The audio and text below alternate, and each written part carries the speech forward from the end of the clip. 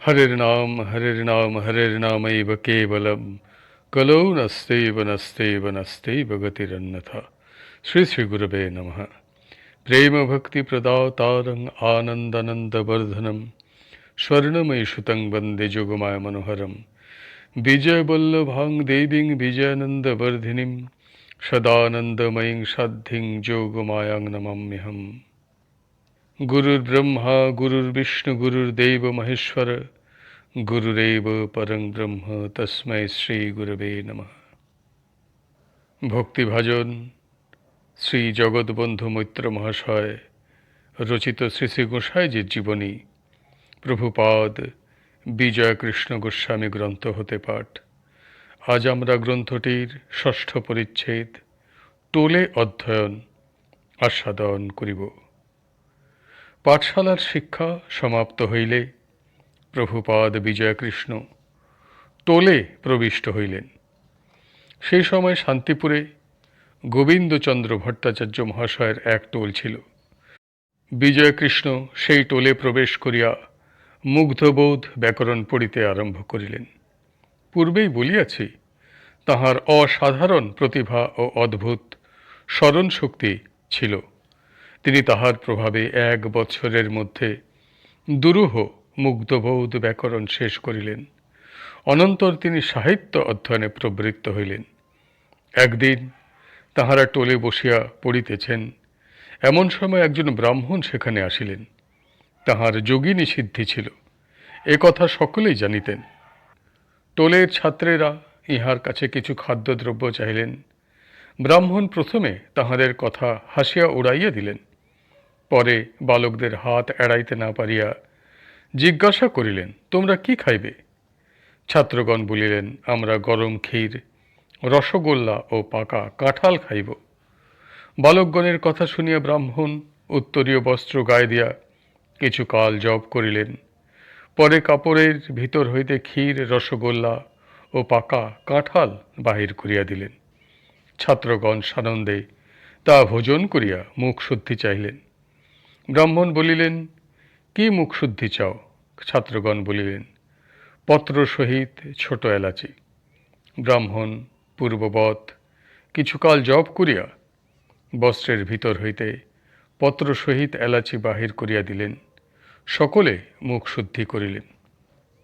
এখানে বক্তব্য, ভগবান যাহাকে বড় করেন প্রথম হইতেই তাহাকে এমন সকল ঘটনার মধ্যে দিয়া লইয়া যান, যাহা দ্বারা তাহার মহত্ব লাভের বিশেষ সুবিধা হয়। এই সময় গোস্বামী মহাশয়ের উপনয়ন হয়। উপনীত হইয়া তিনি তাহার জননীর নিকট কুলপ্রথা অনুসারে দীক্ষা গ্রহণ করেন। এই সময় তাহার হিন্দু ধর্মে ঐকান্তিক ভক্তি ছিল। প্রতিদিন অতিশয় নিষ্ঠার সহিত তিনি সন্ধ্যা বন্দনাদি করিতেন এবং বংশের প্রথানুসারে শিষ্যদিগকে দীক্ষা দিতেন। তাহার সেই সময়কার ধর্মজীবনের অবস্থা তিনি এই প্রকার লিখিয়াছেন, বর্তমান হিন্দু ধর্মে আমার বিশেষ আস্থা ছিল। সে ভক্তির অবস্থা স্মরণ করিতেও হৃদয় আনন্দে পরিপূর্ণ হয়।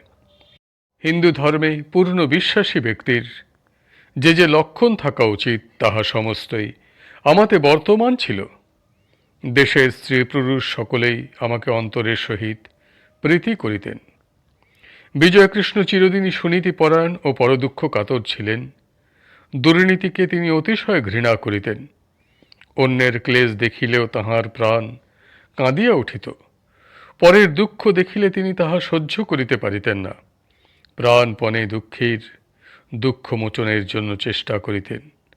শরীর দিয়া হোক, অর্থের দ্বারা হোক, যেমন করিয়া পারিতেন তিনি অপরের ক্লেশ দূর করিতেন।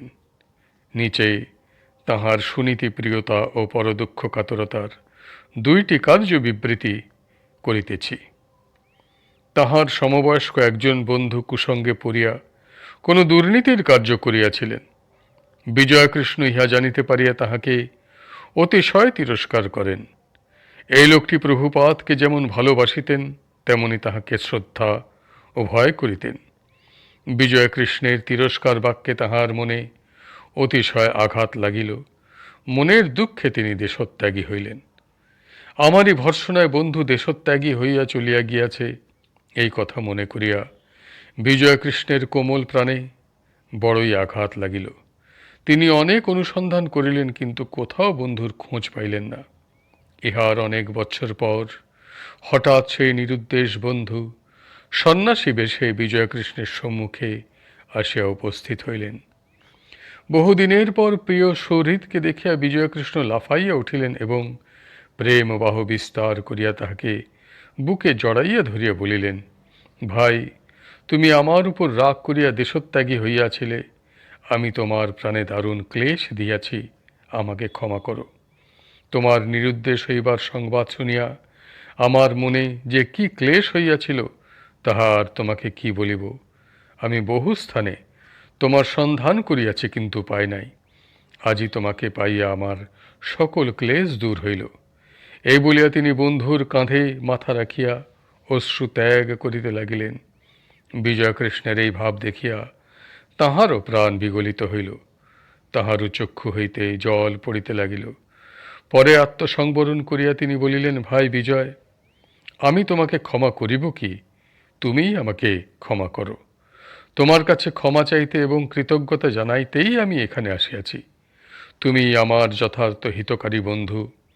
তুমিই আমাকে পাপের গর্ত হইতে উদ্ধার করিয়াছ, নরকের পিচ্ছিল পথ হইতে রক্ষা করিয়াছ। তুমি যদি সেই সময় এইভাবে তিরস্কার না করিতে, তাহা হইলে আমি নিশ্চয়ই উৎসন্ন যাইতাম। তুমি যে আমার কি উপকার করিয়াছ, তাহা বলিতে পারি না। এ বলিয়া বারংবার ক্ষমা চাহিলেন।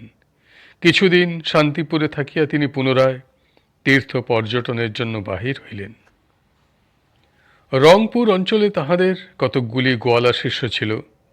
তাহাদিগের একজন কোনো গর্হিত কার্য করাতে বিজয়কৃষ্ণের অপর শরিকগণ তাহার ৩০০ টাকা অর্থদণ্ড করেন। সে ব্যক্তি দরিদ্র, টাকা কোথায় পাইবে, কাজেই দিতে পারিল না। ইহাতে ক্রুদ্ধ হইয়া গোস্বামী প্রভুগণ তাহাকে সমাজচ্যুত করিলেন। অন্যান্য গোপগণ গুরুর আদেশে তাহার সহিত আহারাদি ত্যাগ করিল। তাহার ধূপানাপিত বন্ধ হইল। লোকটি বড়ই বিপন্ন হইয়া পড়িল। এইরূপে কিছুদিন গত হইলে বিজয়কৃষ্ণ সেই গ্রামে গেলেন। তাহার আগমন সংবাদ পাইয়া সকলেই তাহার কাছে আসিল না কেবল সেই লোকটি। লজ্জায় অপমানে জীবন মৃত হইয়া সে সংকল্প করিয়াছিল যে এ মুখ আর কাহাকেও দেখাইবে না। তাহাকে না দেখিয়া বিজয়কৃষ্ণ তাহার কথা জিজ্ঞাসা করিলেন। তাহাদের সকলে বলিল, প্রভুগণ কোনো অপরাধের জন্য তাহাকে ৩০০ টাকা দণ্ড করিয়াছেন। সে গরিব, টাকা কোথায় পাইবে, দিতে পারে নাই, সেজন্য তাহাকে সমাজচ্যুত করা হইয়াছে। প্রভুদের আদেশে তাহার সহিত আমাদিগকে আহারাদি বন্ধ করিতে হইয়াছে। তাহার ধোপা নাপিত বন্ধ। সে বড়ই বিপদে পড়িয়াছে, বড়ই কষ্টে পাইতেছে। এই কথা শুনিবা মাত্র বিজয়কৃষ্ণের চক্ষু ছলছল করিয়া উঠিল। তিনি কিছুকাল কথা বলিতে পারিলেন না। পরে উঠিয়া দাঁড়াইয়া বলিলেন, আমি তাহার বাড়ি যাইব, তোমরা পথ দেখাইয়া দাও। তাহার কথা শুনিয়া সকলে তাহাকে লইয়া সেই লোকটির বাড়িতে যাইয়া উপস্থিত হইল। দূর হইতে বিজয়কৃষ্ণের সহিত আত্মীয়গণকে আসিতে দেখিয়া সে লজ্জায় ঘরের ভিতরে লুকাইল। বিজয়কৃষ্ণ তাহাকে পুনঃ পুনঃ ডাকিতে লাগিলেন, কিন্তু ভয়ে ও লজ্জাতে সে তাহার কাছে আসিতে সাহসী হইল না। পরে অতিশয় পীড়াপীড়িতে সে ধীরে ধীরে আসিয়া বিজয়কৃষ্ণের পাদমূলে পড়িয়া কাঁদিতে লাগিল। তাহাকে দেখিয়া বিজয়কৃষ্ণের চক্ষু হইতেও অবিরল ধারায় জল পড়িতে লাগিল।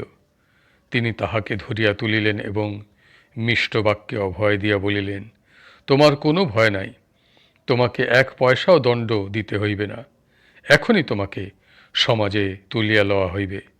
এই বলিয়া তিনি পার্শ্ববর্তী লোকদিগকে বলিলেন, ইহাকে সমাজে তুলিয়া লইতে, ইহার সহিত আহারাদি করিতে তোমাদের আপত্তি আছে কি?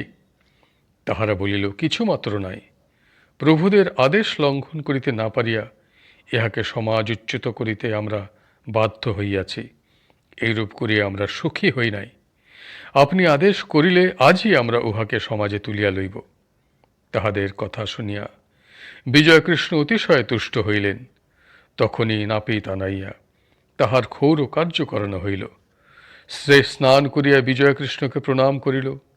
স্বজাতিগণ তাহাকে লইয়া আহার করিল। বিজয়কৃষ্ণের এই সকরুণ ব্যবহারে সরল হৃদয় গোপগণ এতই সন্তুষ্ট হইয়াছিল যে তাহারা তাহাকে 500 টাকা প্রণামী দিল।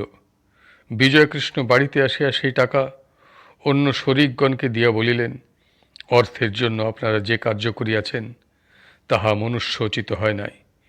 গুরুর কি শিষ্যের প্রতি এই প্রকার নিষ্ঠুর ব্যবহার করা উচিত? আপনারা কদাচ আর এইরূপ অন্যায় কার্য করিবেন না। বিজয়কৃষ্ণের কথা শুনিয়া তাহারা অতিশয় লজ্জিত হইলেন। আজকের পাঠ এখানেই সমাপ্ত হইল। হরিবোল হরিবোল হরিবোল। জয় গুরুদেব, জয় গুরুদেব, জয় গুরুদেব।